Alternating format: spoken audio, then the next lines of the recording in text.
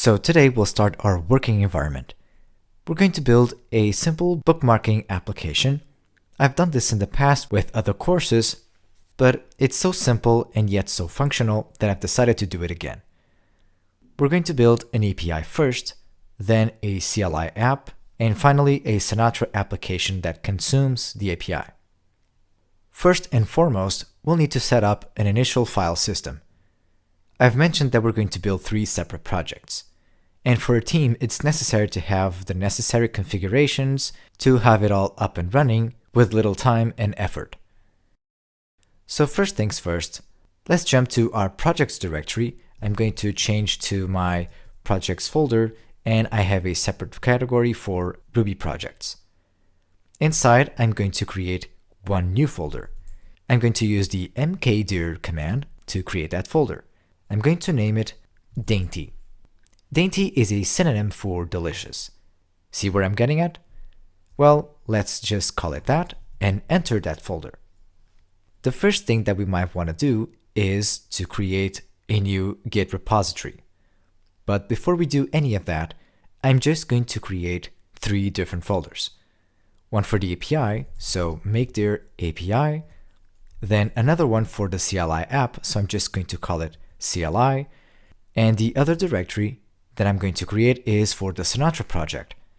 I'm going to call it Sinatra, or I can even call it, I don't know, web frontend or just web. So we have our 3 directories, and now it's safe to assume we can create our Git repository.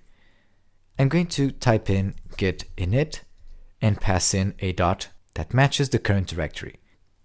So a new repository is created, and we can start by typing in some files or just pass in a commit. If we take a closer look through ls-la, we see the Git repository, as you see in the .git folder. It's hidden. We have the API, CLI, and web folders, one for each different project. What I'm going to do now is I'm going to type in git commit, and I'm just going to type in -- allow empty. This will allow us to create an empty commit.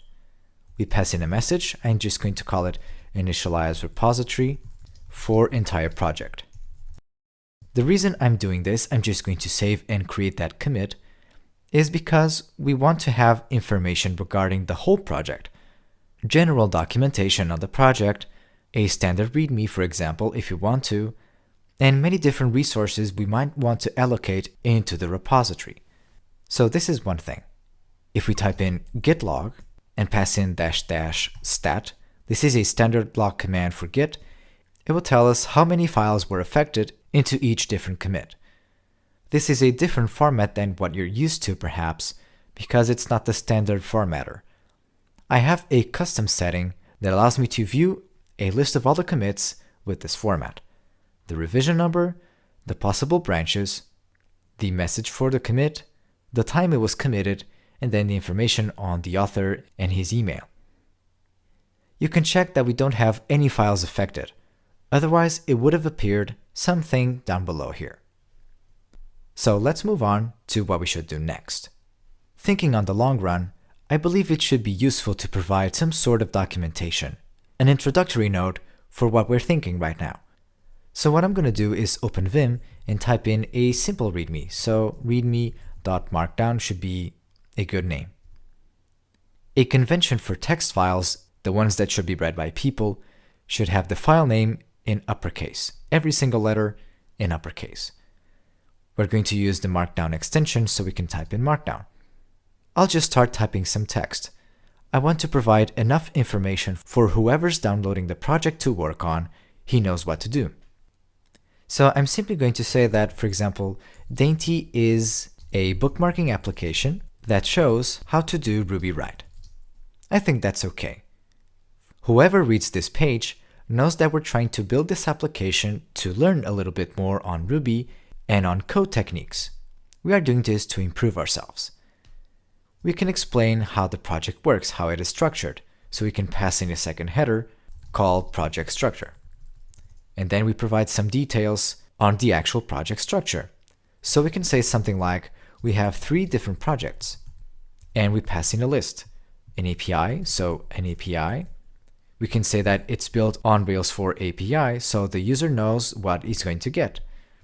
Then we're going to pass in a CLI app for the command line lovers. That looks just about right. And finally, a Sinatra application to be used by end users. That sounds about right. Regular end users want to have their bookmarking application, and they usually run a browser to use it. Let's save this and commit. I'm using a Git plugin I'm going to show you in the show notes so you can read more about it later. For now, I'm just going to pass in the README file into the staging area, and I could just type in add README. A good convention is to pass in a single line to resume the whole commit. You can leave a blank line and then provide more details on the commit. This can be pretty useful if you're trying to justify your commit in front of other developers. Whoever's reading your source code should have enough details to understand, without reading all the source code, what's happening.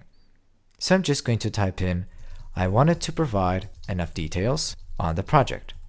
This looks reasonable enough. Now I'm just going to type in the save command and quit. The project was committed and the README file has been added. Okay, let's jump out of Vim and see where we're at. I'm going to type in git log. I have a shorthand for git and log. So now you see we have a second commit. And if I type in --stat, you will now see that one new file was added, and it was the README file. That's great. To finish this lesson off, I'm going to provide a Rails application skeleton right away, and I'll explain you why later. So let's see where we're at. We have the API, CLI, and web folders, as well as the README. If I want to use the Rails API gem, I just install it. So gem install Rails API. This is the official name for the gem, and we're just going to install it, which will provide us a Rails API binary that we can use. Okay, Rails API is installed, and now we can actually use it. What we're going to do is, since I'm using RBenv, I'm going to type in RBenv rehash so we can have the Rails API command available. There you go, so Rails API, and I'm just going to type in the same way I would do with the normal Rails command. Rails API, new, and I'm going to call it API. We already have a folder in there, so I'm just going to pass in that folder name and it's going to populate the folder. Everything is going to be done as if it were to be a normal Rails app. Create all of the different files and folders, run the bundle command to install every single dependency, and take care of the whole thing.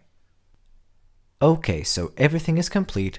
We're not going to do anything regarding the Rails API, but I'm going to show you this. Let me just go to type in git status, and you can see that the API folder is still untracked. Empty folders will not be considered. As you can see, if you type in ls, we still have those two folders, but they're not tracked by Git. What we want to do first is make sure that the API gets a repository of its own. If we type in git status here, you will see the immense list of files, but for the parent folder. What we want to do is type in git init in this folder. So we'll just type in the $. So the project is added successfully. Now I can go ahead and add the entire list. So I just type in git add and pass in the current folder. The previous line was just a shortcut. So now I can simply type in git commit and pass in a message. So initial commit might be just fine here. We're just setting things up. Okay, there you go. If I type in git log, you will see the initial commit for this repository. And now that I have this repository set up and running, I can go to the parent folder and type in git submodule add. Specifically for Git, this submodule command allows me to register a submodule inside another repository. I can pass in API like this. Oh, let's just not forget to pass in a relative path. And so now we have an additional repository added to the index. What does this mean? Well, let's type in git status.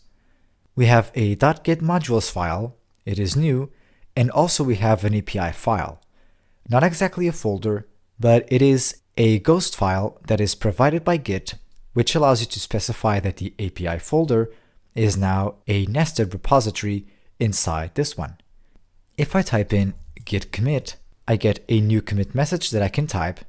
I'm just going to call it add API project as a submodule. As an extra message, I can type in exactly what I explained to you. In order to keep things apart, I'm adding the API repository as a module. That way I can keep control of the API project apart from the parent project. So I can just save and quit. And notice a particularity. You might not be aware of this. The Git modules is a standard file that has permissions for reading and writing as the owner, and then read from the group and everyone else. The API file is actually a different kind of file. It's a commit message. And you can see that by the numbers 16. This combination tells you that it is a reference to a commit, a nested commit. So if I type in git log --stat, you will see that the file is actually a meta file. It doesn't really say that to you, but you can trust me on this. Ideally, we would like to test this out as soon as possible, build a fast skeleton to test the Rails API, and make sure we're ready to start developing. We'll do something about it in the very next lesson. See you soon!